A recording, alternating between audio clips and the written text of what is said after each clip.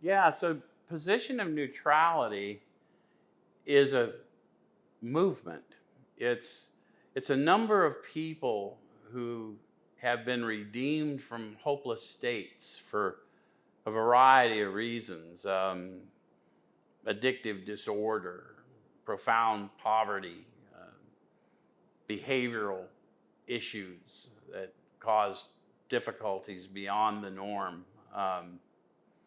And we all were pulled together in this mission, this movement, to speak to truly, I mean, I know it sounds like hyperbole, but to speak to the worst of the worst about this redeeming power and this life beyond bondage that is possible to those of us who will simply subordinate our egos to this spirit that's been sustaining us through all this tragedy and wreckage, and walk out in it, and as we go, gather others and take them out to the redemption too. Almost like this massive reproduction of a prodigal son returns, except consider an army of prodigal sons returning to the Father, and he sees us from a long way off. So that's what the movement is. It started in the darkest of the dark places,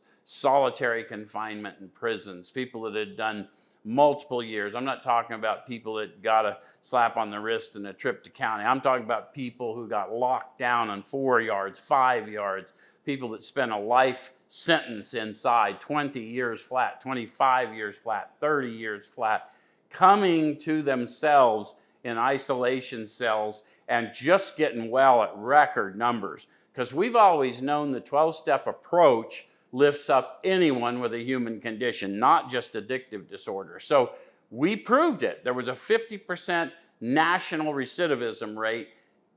Over 3 years, we at New Freedom being a product designed by the PON people and stood up on the PON principles, position of neutrality principles, we have a 95% success rate, 45 percentage points better than the national average, because we introduced them to power and we showed them the power of peers transformed.